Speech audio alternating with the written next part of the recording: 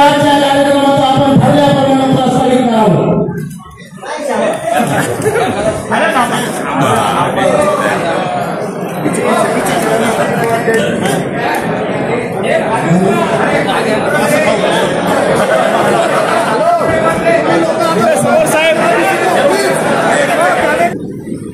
मला आणि आपल्या सर्वांना आशीर्वाद द्यायला आणि आपल्या सगळ्यांना मार्गदर्शन करायला आपल्यामध्ये आवर्जून उपस्थित असलेले आपले काँग्रेसचे ज्येष्ठ नेते, माजी मंत्री आदरणीय बाळासाहेबजी थोरात साहेब, व्यासपीठावर उपस्थित असलेले शहर जिल्हा काँग्रेस कमिटीचे अध्यक्ष शेख युसुफभाई, या कार्यक्रमाला आवर्जून उपस्थित असलेले तुमचे आमचे मार्गदर्शक, खरेदी विक्री संघाचे माजी चेअरमन रावसाहेब काका अवताडे, या कार्यक्रमाला आवर्जून उपस्थित असलेले सन्माननीय बबनराव देशमुख, आदरणीय झांबड साहेब, सुदामभाऊ मते, सुभाष अण्णा, सोमनाथराव करपे, त्याचबरोबर संदीपराव बोरसे आणि थोरात साहेबाला मला सांगावं असं वाटतं की आपण आपल्या पक्षाने ज्यांना उमेदवारी दिली आणि परत घेतली ते सन्माननीय एम के देशमुख साहेब, त्याचा मोठा इतिहास आहे, पण आता त्याच्यात जायचं नाही आजचे दिवस. त्याचबरोबर राष्ट्रवादी काँग्रेसच्या महिलांच्या ज्येष्ठ नेत्या आदरणीय जंगलेताई, आदरणीय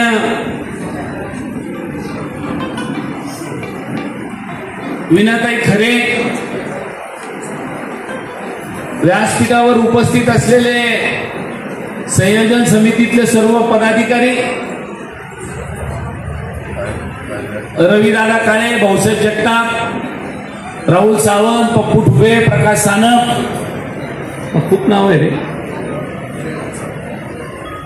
त्याचबरोबर निमेश पटेल, सर्जेराव चव्हाण, गजानन मते, तालुका अध्यक्ष संतोष शेजूळ, विठ्ठलराव कोरडे, मनोज शेजूळ, सुदामभाऊ आपले सुधीर भाऊ मुळे, इंटकचे अध्यक्ष आमचे बाळूलालजी गुजर आणि आपला आथरभाई, व्यासपीठावरील सर्व मान्यवर, मी सगळ्यांचे नाव घेईल. नानाभाऊ पळसकर, आमचे शिवसेनेची बुलंद तोप, जिल्हा मध्यवर्ती सहकारी बँकेचे संचालक जगन्नाथराव काळे आणि समोर उपस्थित असलेले ज्यांचं सगळ्यांचं नाव मी घेऊ शकेल प्रत्येकाचं, असे सगळे आपल्या जिल्ह्यातील, आपल्या तालुक्यातील, फुलंब्री विधानसभा मतदारसंघातले विशेषतः आणि जालना लोकसभा मतदारसंघातील सर्व मान्यवर, उपस्थित सर्व बंधू आणि भगिनी आणि पत्रकार मित्र, आपल्या सर्व वेगवेगळ्या फ्रंटलचे अध्यक्ष, पदाधिकारी, आता सगळ्यांना अशी घाई झालेली आहे की मला साहेबाला भेटायचं, पुष्पगुच्छ द्यायचा, फोटो काढायचा आणि जेवण करून कसा गाडीवर टांग टाकून पुन्हा जायचा इथे जायचं. परंतु त्याच्यासाठी तुमची ही घाई पाहिल्यामुळे संयोजकांनी मला लगेच भाषण करायला सांगितलं की तुम्ही बोलायला लागा, की जेणेकरून बाकीच्याची सगळ्यांची भाषणं कमी होतील आणि लोकांना तुम्हाला पटकन भेटतंय. म्हणून मी सुद्धा त्याला काय दरवेळेला मी म्हणत असतो जरा 4-2 लोकांना बोलू द्या, पण खरंच खूप वेळ झालेला आहे आणि आपल्या सगळ्यांना जायचं आहे.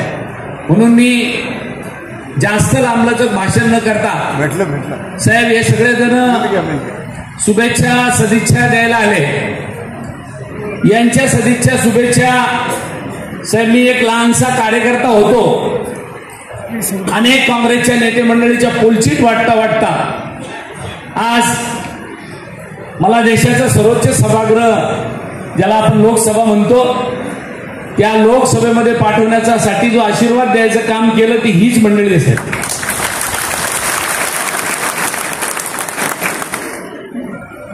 मला जालन्यामध्ये असं भाषण करता येत नाही, परंतु यांच्या मी अंगा खांद्यावर खेळलेलो आहे कार्यकर्ता असताना, किंबहुना त्याच्यापेक्षा लहान असताना. यातली अशी काही मंडळी साहेब की स्वर्गीय आमचे वडील वैजनाथराव काळे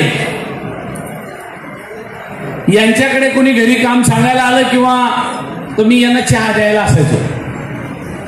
म्हणजे ही मंडळी एवढी सिनियर आणि ज्येष्ठ मंडळी या ठिकाणी सुद्धा आलेली आहे. तो काळ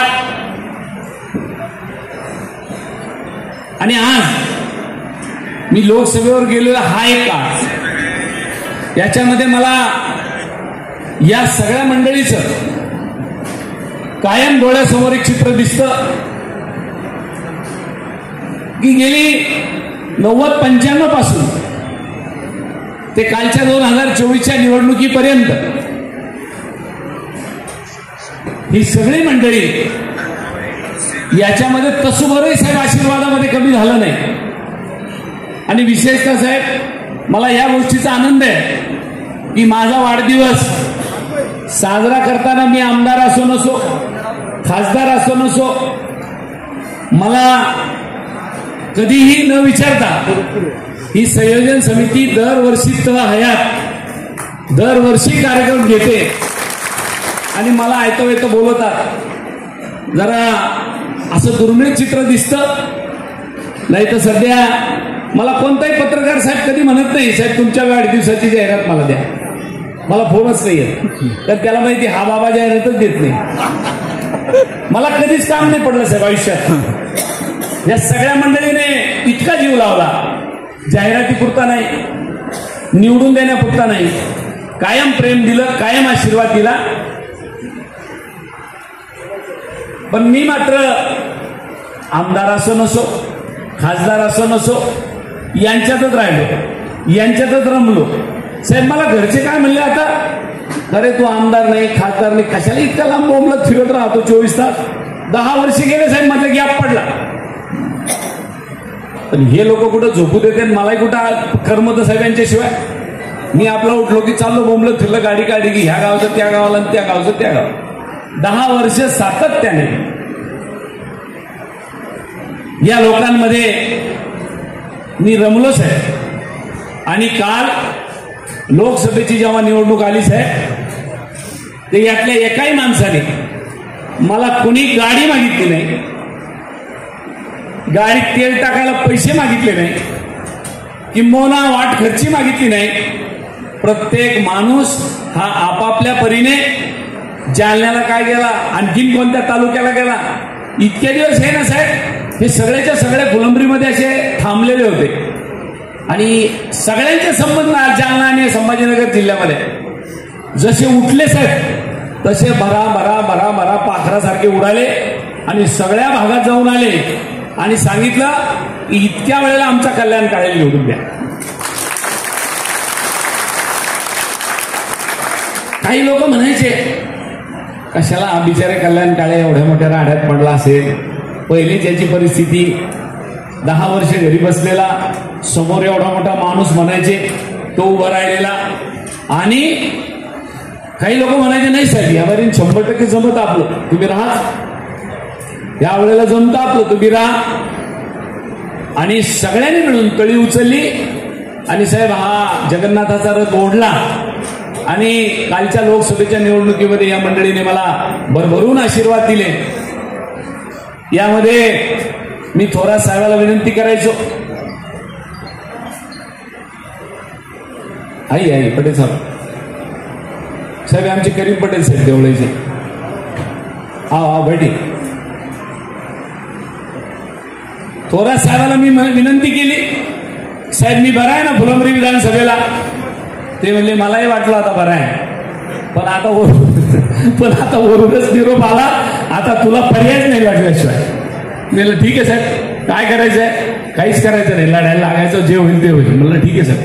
म्हणजे सांगायचं तात्पर्य मला हे की यापूर्वी मी आमदार नसताना एकदा साहेब वाढदिवसाच्या कार्यक्रमाला सागर लॉनला आले होते, तुम्हाला सगळ्याला आठवत असेल. जीव लावणारं नेतृत्व, खऱ्या अर्थाने साहेबांनी आदरणीय विलासरावजी देशमुख साहेब गेल्यानंतर मला तसूभरही कशाची कमी पडू दिली नसेल कोणी, तर ते आपले नेते आदरणीय बाळासाहेब थोरात साहेब. तुम्हाला कोणाला माहित आहे का नाही मला माहित नाही, परंतु लोकसभेच्या निवडणुकीत आपण उभं राहिल्यानंतर 65 माणसं ही संगमनेरहून आपल्या जालना लोकसभा मतदारसंघात काम करत होती आणि पूर्ण प्रचाराच्या पूर्ण काळात आणि माझ्या आधी साहेबाला रिपोर्ट जात होता, अमुक अमुक गावामध्ये तू जरा कमी पडतो, तिथं काहीतरी लक्ष घाला, नाही तर बाकी सगळ्या ठिकाणचा रिपोर्ट चांगला आहे, अमुक आहे तमुक आहे. संध्याकाळी साहेबाचा मला फोन यायचा, तसं चाललंय. मी रिपोर्ट दिल्यानंतर साहेब म्हणायचे नाही, तू सांगितलेला रिपोर्ट असा असा आहे, त्याच्यामध्ये थोडासा बदल असा करा. 65 माणसं, मला माहित नाही ते राहत कुठं होते, ते खात काय होते, त्यांच्याकडे गाडी होती की नाही, आम्हाला काही माहिती नाही. गाडीची सोय नाही, जेवणाची सोय नाही, त्यांची राहण्याची सोय नाही. पोरीच्या बापाच्या भूमिकेत आपण होतो आणि तरी सुद्धा ओराड्याची सोय सगळी साहेबांनी केली होती. म्हणजे मला सांगायचं तात्पर्य की काही कशाची कमी न पडू देता. अशी एक यंत्रणा मला दिली की मी एक फोन लावला, 2000 लोकांशी संपर्क करायचा त्या बूथवरच्या एकाच वेळेला. ते तिकडून ऐकायचे. माझं सगळं संभाषण झाल्यानंतर प्रत्येकाला बोलावंसं वाटलं तर मला बोलायचा एकाच वेळेला. साहेब मला आजही काही लोक गावात गेल्यानंतर खेड्यात गेल्यावर भेटतात, साहेब मी बूथ कमिटीचा अध्यक्ष आणि मी तुमच्याशी फोनवर त्या काळात बोललो होतो. एकाच वेळेला सगळ्या बूथ कमिटीच्या अध्यक्षाची ते सगळं तंत्रज्ञान, ती सगळी टेक्नॉलॉजी साहेबांनी त्या काळात आपल्याला पुरवली. आपलं काय मराठवाड्यातल्या माणसाचं चली तो चांद तक नाही तर शाम तक, आमचं काय खरंय कसं आहे, आमच्याकडे कशाचं काय. पण तरी या मंडळीने आलेल्या माणसाला सुद्धा खरा रिपोर्ट दिला, काय परिस्थिती ती सांगितली. म्हणून साहेब तुम्ही मला ज्या पद्धतीने जीव लावला किंवा ज्या पद्धतीने कुठल्याही पदावर नसताना, कधी मुंबईला गेला असेल मंत्री आपण असताना काही कामं सांगितली असेल तर कधी काम खाली पडू दिलं नाही. सातत्याने प्रत्येक कामामध्ये पुढाकार घेतला आणि कधी प्रदेशवर काम करायला सांगितलं, कधी